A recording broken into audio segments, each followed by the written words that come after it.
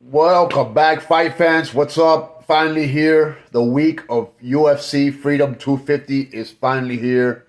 Thank God. God bless America. Oh man, the last 3 weeks have been rough.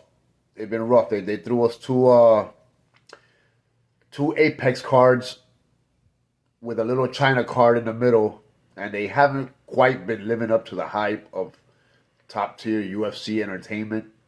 The if you can believe, tomorrow will be a month from the last UFC event when Sean Strickland took the belt from Hamzat.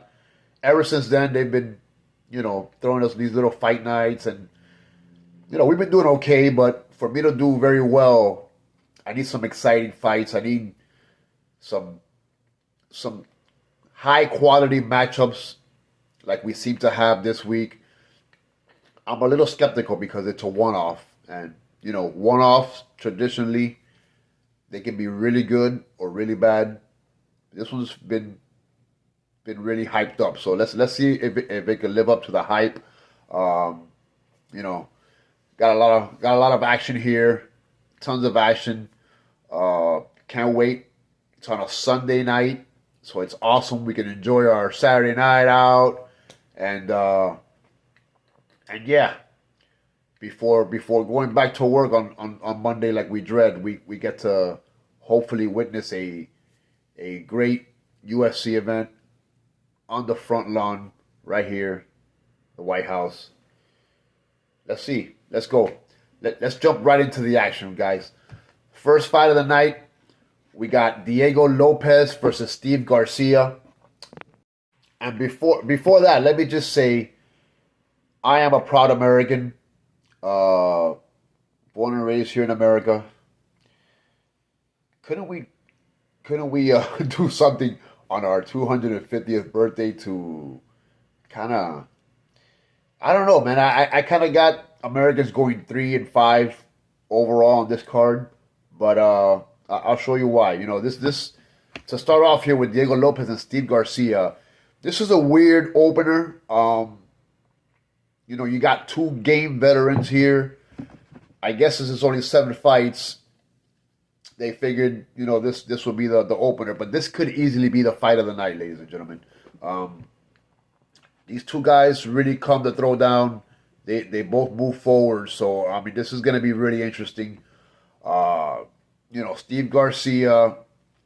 I like Steve Garcia a lot. He trains at Jackson Wink. Got really good coaches, got really good training partners there. I think Steve has way better boxing than Diego. He's on a 7-fight win streak, I believe. Towards the end of last year, he destroyed Onama in the first round. I thought he would win that fight, but didn't see him winning that easily, so that was very impressive by Steve. And as for Diego, he has 6 wins in the UFC. His only losses are, his debut. He lost to Mozart Evloev and the 2 L's to Volk. I don't think he can stand with Garcia. With Garcia's boxing, I don't think he stands a chance if he's gonna. I'd like to see him try some takedowns, try to get some takedowns in. Because if he stands and boxes, this is not going to fare too well for him. So yeah, that'll be his path to victory. Also, Steve has the reach advantage here. So I don't think Steve Garcia is going to get taken down or held by Diego Lopez. So that's why this matchup intrigues me. Diego's path to victory. It's going to be difficult here. He's going to have to come with his A game if he wants to snap the losing streak that he has. It's going to be interesting. It's going to be an interesting fight to start the card. And Steve's definitely on a streak. He has his eye on the prize. He's a jolly good fellow, and he's going to be a jolly good fellow here. And when he wins, he won't be denied. He's going to be next in line for the featherweight title. It's going to be his 8th straight against highly competitive competition. Um, yeah, I do see an exciting match overall here between both of these gentlemen. Uh, Diego Lopez is one of the most durable guys in the UFC. So, this fight could easily go the distance. I'm saying it's going to go the distance. I say Steve Garcia wins by unanimous decision. But yeah, I do see a highly contested fight. I think Diego's going to put up a fight and get some. He's going to win some exchanges here. And let's see how he does with the grappling here. If he can put Steve in some uncomfortable positions. Best bet is that it at least reaches round 2, because I don't see this fight ending quick. Both guys are very talented, very durable, so it's could easily go the distance. But I see it at least reaching round 2 and Steve Garcia coming out after 15 minutes with his hand raised. All right, next fight, we got Bo Nickal versus Kyle Daukaus. Yeah, Kyle Daukaus is back. He's back with a vengeance. He ever since he came back, he KO'd Michel Pereira, vicious KO there, and then I believe he subbed GM3 his last fight out. But before that, he was 2-4 in his first stint with the UFC. This guy had losses to Phil Halls, Roman Dolidze, and if I'm not mistaken, he even lost to Eric Anders, which is, then again, that was a while ago. He did get a lot better, polished up his fighting game, and he seems to be a different fighter this time around. But he's going up against Bo Nickal, highly decorated wrestler. I don't think Bo's gonna waste time here. He's gonna use his wrestling. That's his path to victory. Everyone knows it. He has a clear advantage here. He'd be dumb to fool around. I don't think Bowles is the type of guy to play with his food, but yeah, I think he's gonna implement his wrestling and quick and as often as he can. So I hope Kyle Daukaus is working on his takedown defense. Yeah, I mean, he's looked much better lately, but he's only 29. Bo is only 29 years old, and he's a way better wrestler than Kyle. So I think the age factor here, just the two backgrounds. I mean, Kyle is good. I think he's a BJJ black belt as well, so it's not going to be easy for him on the ground. But if Bo can take him down and milk the clock away and just get time possession in his favor, I think that's what he's gonna do. That's it. I think that's his clear path to victory here, folks. I'd be shocked if he does anything else. He's a way better wrestler than anybody that Kyle has faced up to this point, by far. His only loss came to RDR with that body shot. But he's learned from that. He's moved on, and he knows that he can't stand around, and he has to use what his bread and butter is, and that's wrestling. So not letting that happen again. I'm sure that's the game plan, especially at this event. He's really gonna want to get that win. Both of these guys, they're both American here, so he's not gonna want to get embarrassed here in the White House. He's gonna want to come out victorious, and so he's gonna use that wrestling game early and often. And I see Bo coming out here with a unanimous decision. This fight might be boring. It might not, but he's gonna do what he's gonna do to get the W. And so this fight, just like the last one, I see both unanimous decisions here. But I think Bo's gonna come out with his hand raised, and best bet is that it reaches round 2. So that's where we're at here. Let's move on to the next fight, folks. Mauricio Rufy versus Mike Chandler. Mauricio Rufy's 4-1 in the UFC. He was already great. He was already really on his. He had a really good trajectory when he was with the Fighting Nerds, but he left them. He left that gym. So ever since he left, man, he's been training with guys like Volk, uh, just a bunch of guys, just getting different reads. He's been going around the world training with different people, and that's gonna even catapult him to the top. It's gonna make him even better than he already is. Um, I mean, his only UFC loss came to an extreme grappler, BSD, who just brought it to him. He came forward. He got him on the ground and he did his thing. And yeah, I guess after that, he realized that he had to grow as a fighter, and that's what he did. He made a business decision, and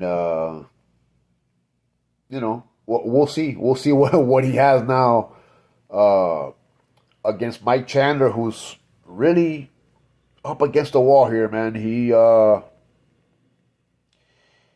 has a not such a good record lately. Uh,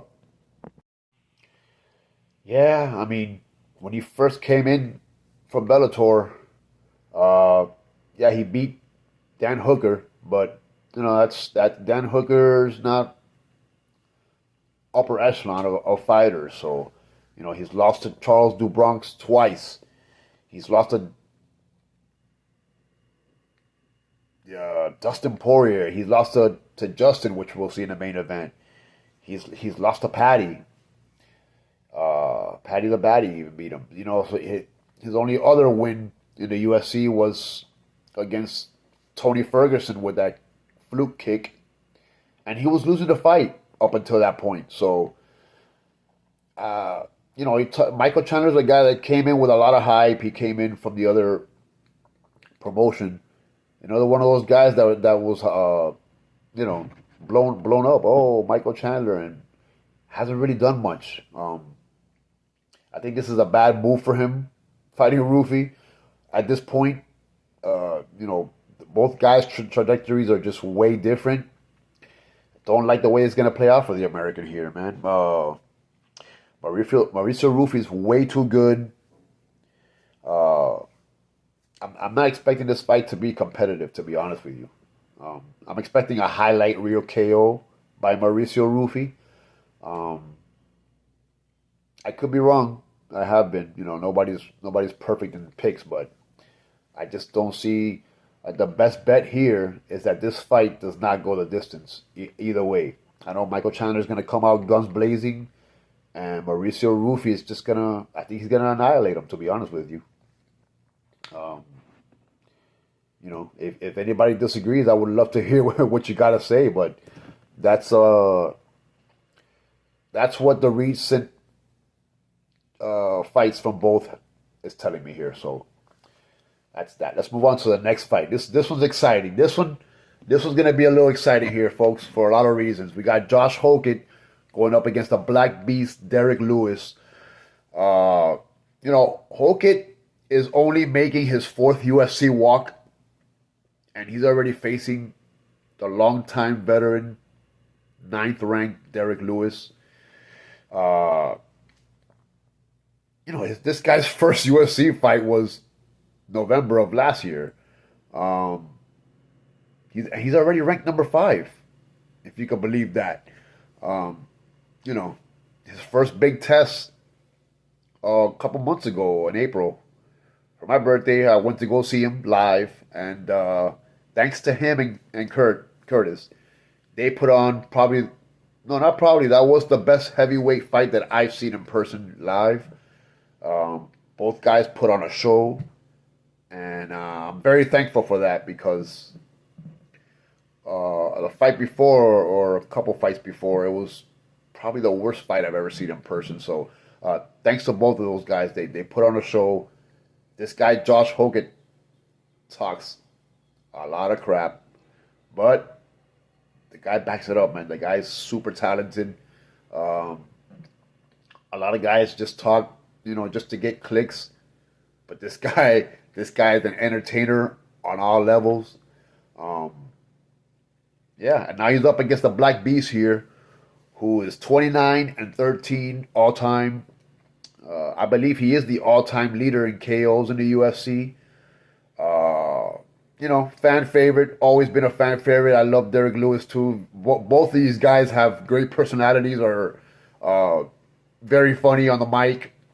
One is just himself, and the other one has a skit, a spiel. But they're both very, very entertaining. Uh, but yeah, man, against good fighters, Derek Lewis seems to fight. If intimidated, if you're not intimidated by Derek Lewis, you're probably gonna beat him. If you're a good fighter and you're not intimidated by him, you're probably gonna beat him. Is what I meant to say. Um, yeah. So the last few fights, he's been KO'd by Waldo Cortez Acosta, which seems to be, Waldo's not bad. He's on a little streak here. He looks better than we all thought. So I mean that's not bad. But then you're losing to guys like Almeida. That's not a good look. Yeah, I think Josh is just way too skilled, way too tough. Derek does have the reach advantage, but I think Josh Hogan's a smart guy. Um, he saw the danger that it was to stand and trade with Curtis Blades. Um, Derek Lewis is a lot more powerful. I don't think he's gonna stand and trade again like he did with Blades against Lewis. I think let's see what kind of show Josh Hogan could put on here. He does not care. He doesn't care. He's gonna call out the way. He's gonna win. I think he's gonna take down the Black Beast. And when Derek Lewis is on the ground, he's harmless. He has no ground game whatsoever. You just gotta stay away from his whining. He winds up shots, and if you can stay out of the way of the big python shots. And I think Josh Hogan has a plan here to just stay away and catch him after he swings and just take him down. And then once you're on the ground, it's Hogan's world. There's no. If he goes down, he might not get back up. Josh Hogan's that good of a wrestler, and Derek Lewis is that bad on the ground. So, yeah. So give me Hogan to win here. First or second round sub is what I'm saying. Either way, the best bet here. This fight is not going the distance, and yeah, I just can't wait to see what Josh Hogan has to say after this. Pretty sure he's going to call out the winner of the co-main event. That's already been. He's already been hinting towards that. Talking a lot of talking a lot of trash already. Before anything. So we'll see. We'll see what the future holds in store. But Josh as champ is probably what America needs. Yeah. This is gonna be an interesting fight here, and I'm looking forward to the post fight speech more than anything, to be honest with you, boys and girls. But let's see what happens here, and I'm really thrilled for this fight here. All right, next fight we got Sean Sugar O'Malley versus Ayman Zahabi, U.S. versus Canada. This fight was probably the most difficult one to pick. Yeah, I don't know. Out of all the fights in this card, this one was the most difficult one to pick. Both guys are really well coached. Sean is 7 years younger, but he has a significant leg and reach advantage. So he's a longer fighter here, longer and younger. 19-3. His only L's are to Cheeto, the time his leg gave out, and then both losses to Marab. Other than that, he's beat everybody in front of him. And you got Ayman Zahabi here, who doesn't fight the prettiest, but he's very technically sound. And with GSP in his corner, He's ever so dangerous, man. You can't. This guy has a ton of knowledge. Uh, he also coaches. He's been coaching before he was a fighter, so he has a lot of fight knowledge. He's not a. This is youth versus knowledge here, and I really think the fact that he's very technically sound is a very big plus for him. What do I mean by that? I mean he sticks to his game plan. He does the necessary things to win. What you have to do to win. That's why he's 8-2 in the UFC and on a 7-fight win streak. For example, Faraz CM last on Saturday messed up my parlay because he's not very technically sound. Get it? Get what I'm saying here? So that's why I'm kind of torn here between these two guys. I don't think Zahabi can stand in trade with Sugar. I don't think he will. Yeah, it's gonna be different. His leg kicks. He's gonna use his leg kicks because that's gonna be key here to keep Sean from getting in rhythm. So I do think he has that advantage. He does have the strong leg kicks here, but yeah, and leg kicks and forward movement will be key for Ayman Zahabi if he can keep that going. And yeah, if he feels any danger, he knows the takedown is readily available. We'll see if O'Malley has been working on his takedown defense and has improved it, because that seems to be the path to victory against O'Malley.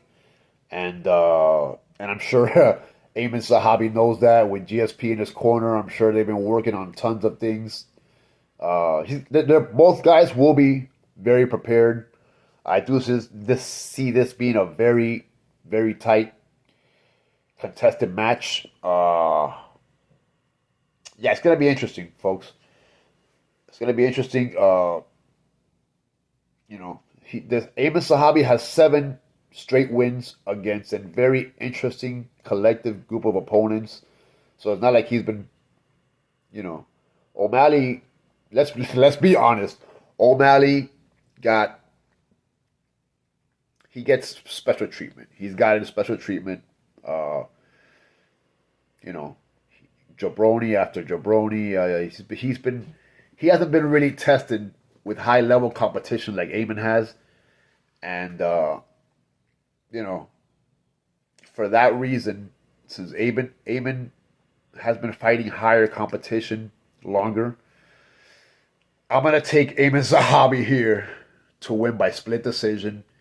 The best bet is that it does go at least to round 2, but I see this going the distance. I don't see any guy putting the other one's lights out, or I don't see Sean O'Malley getting subbed again, especially here. I see this being a very high level kickboxing fight here. But yeah, just because Zahabi has the experience and is probably a little more rounded, I'm going to take him to come out with his hand raised, but it's going to be close. It's going to be close. All right. We move on to the co-main event. Alex Pereira, Chama versus Ciryl Gane. Chama's another fan favorite. And not only that, he's going to be looking to make history here. The first fighter to win a belt in 3 different weight classes. Wow. Many are saying that he's at a disadvantage here because they're saying that Gane is the natural heavyweight and Alex is just moving up to heavyweight.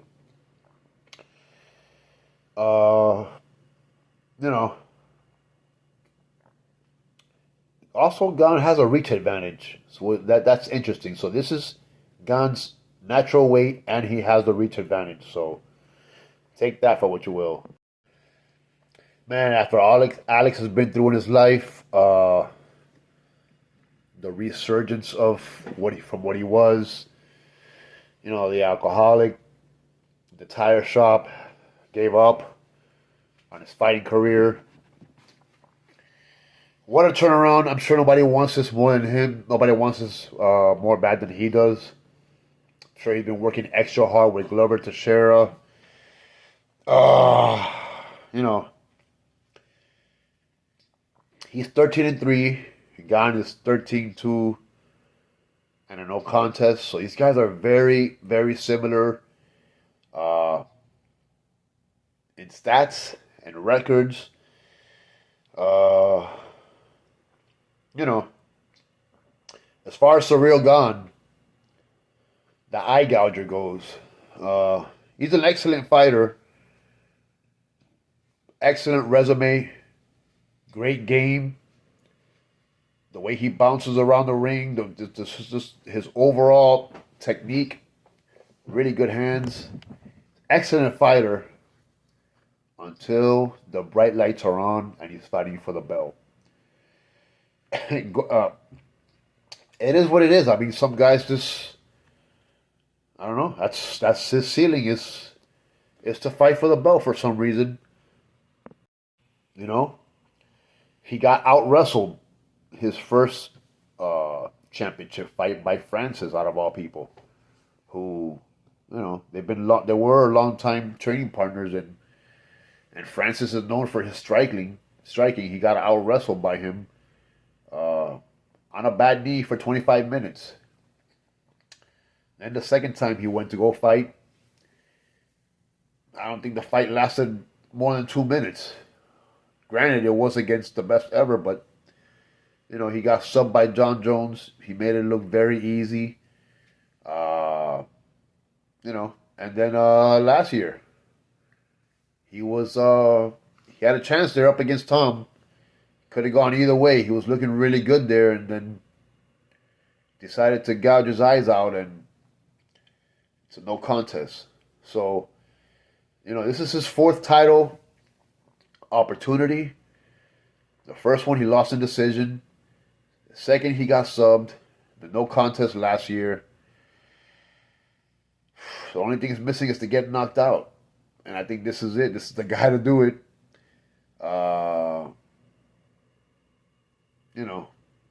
One guy thrives under the bright lights, and the other one's a choker. I mean, it is what it is, guys and gals. Sorry to say, but it is what it is. I don't think Gane has fixed the hole in his game. We haven't seen Pereira's ground game, and it's going to be interesting because I have a feeling that Alex Pereira is going to be forced to test Ciryl Gane's ground game, or vice versa. And I don't know. Something's telling me that a submission is coming here, but that's just my gut. But I'm gonna go with the KO here. That's safer. I haven't really seen too much of Alex Pereira on the ground, and but yeah, I mean this could be a test for one of these guys, and it will be interesting. It's a 5-round fight potentially, so it is what it is. This could easily be like the John Jones fight, and it's just hard to imagine these two guys going the distance in a 5-round fight.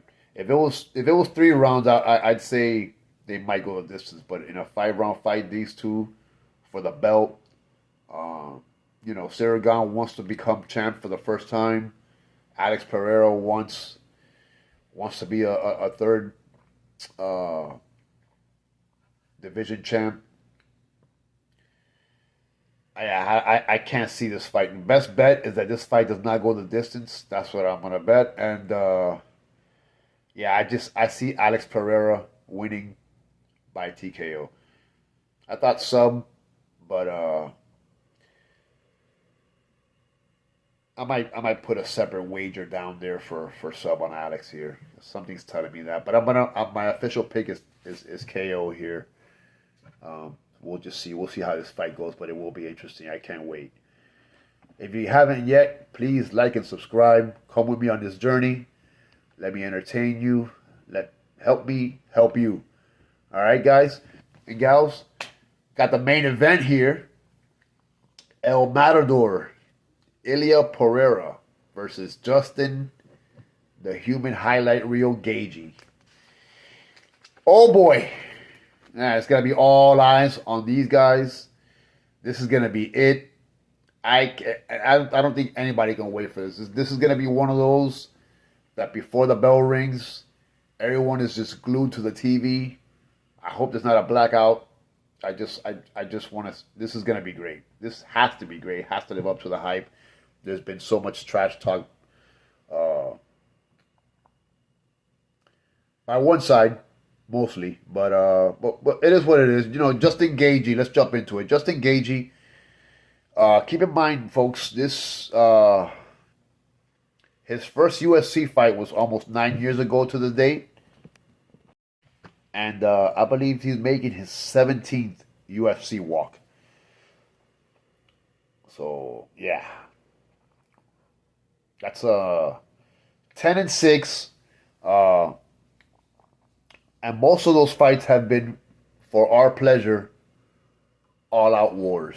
So congrats to the interim champ, Justin Gaethje. Thank you for just being who he is. I've met Justin Gaethje. Great guy, fun, and yeah, I met him in person. Really, really cool guy. And yeah, man, his fights speak for himself. He definitely comes to entertain. He's an entertainer. He is. He's just fighting a certain way. And, me and my buddies have a group chat. And we were talking about baseball. About, people. I think it was, we had a topic about guys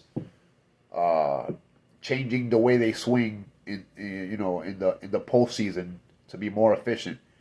And I was telling my friend, you don't just do that. Professional athletes, especially, you can't just switch the way how you're used to operating. So a guy can't switch his swing. Fighters are the same. They can't just switch the way they fight like that. It takes time. It takes a lot of practice. And if Justin Gaethje wants to win, he can't fight recklessly the way he usually does. And I don't think he can just fight. It's not gonna take one or two camps to change his fighting style that he needs, I think, to beat Ilia Topuria. I do believe he does not want to get KO'd, and I don't think he will. I think him and Trevor Whitman have been, looking at Topuria's strong. They're seeing what he's strong at, and they're gonna try to avoid his power, if you will, as much as possible. But what doesn't help is the recent comments last week about that his dad made about this little short guy talking about Ilia and Dustin about not wanting to be around Ilia for 30 seconds. Well, guess what? When that door closes, it's gonna be him and Ilia for as long as it has to be. So making comments like that, the last thing you want to do is piss off a guy like Ilia Topuria, especially on with the streak that he's on right now. Yeah, he's gonna have to answer. He's gonna have to answer for the comments that him and his family have made, and we're just gonna be able to watch and see what happens. I know Justin is very, he believes in himself. He believes in himself, and he's gonna be prepared. God, I hope he is. But he's I'm sure he's trained hard, and he knows what's the task at hand, and he's gonna be ready to fight a 17-0 that's making his 10th walk in the UFC. 10th to 17th. Doesn't have the wear and tear at all that Justin Gaethje has. His fights have not been all-out wars. They have been very entertaining, but they haven't been back and forth wars like Justin. So, his wear and tear is not not nearly as much as Justin. He's a very, very efficient fighter. Probably the most precise striker in the UFC. Probably one of the most precise strikers of all time, dare I say. He's finished every opponent that he's had except Zalal in his debut, and I think Josh Emmett. He fought Josh Emmett. He didn't look himself in that fight. He was out of energy. He still won by decision, but clearly it was a unanimous decision. But yeah, he wasn't really quite himself that day. Everybody else he's annihilated, besides those two. And since he became champ, he's been a legend killer. To be quite honest, the guy's been a legend killer. I mean, Volk was very outspoken. He didn't think he can. How's he gonna do it? I think he asked him, "Oh, how are you gonna do it?" Sure enough, second round came, got him in the spot, got him backing up, lights out. And the next was Max Holloway. Max Holloway was probably one of the most durable guys. Never been KO'd, but probably been knocked down once in his whole tenure in the UFC. He lasted a while. He was trying to stay out of range and got caught also. Lights out, third round. Then Charles. Charles has been Charles was on a as of late, Charles was doing very well. He had lost, but it wasn't devastating like the KO, like the first round KO against Ilia. So this guy will catch you eventually if he wants to, and he will put your lights out. This guy has block hands. But yeah, I see it's going a little different. I'm sure there was talks with Trevor Whitman and Justin Gaethje how they were gonna try to avoid his power. He knows what to stay away from when this guy is the most dangerous. And there was also talks of them really implementing a wrestling game here. Going back to his roots. I always thought Justin Gaethje should have used his wrestling a lot more. It would have opened up a lot more holes for him to land his big shots. But he sacrificed that to be an entertainer. And yeah, it is what it is. It kind of cost him reaching up his highest potential. Because in the UFC, if you want to be the best, you got to mix it up. You got to be a mixed martial artist and mix up your game as much as possible when you need to. And yeah, he didn't really capitalize on that. And I think he's gonna try it now. I think he's gonna try it. I don't know if he feels in danger or he's sporadically gonna. But I have a feeling that Justin Gaethje is gonna mix it up here, and try to implement his wrestling game on Ilia just to mix it up, just to make him feel uncomfortable. Yeah, but I think Ilia's ground game is very underestimated, just like he is overall. And yeah, I don't see this very, very well for Justin. So one thing for sure, folks. One thing for sure, this fight is not going the distance. Those are one of the things that are for certain in life. Death, taxes, and this fight not going the distance. Um, Give me Ilia Topuria to win here by sub.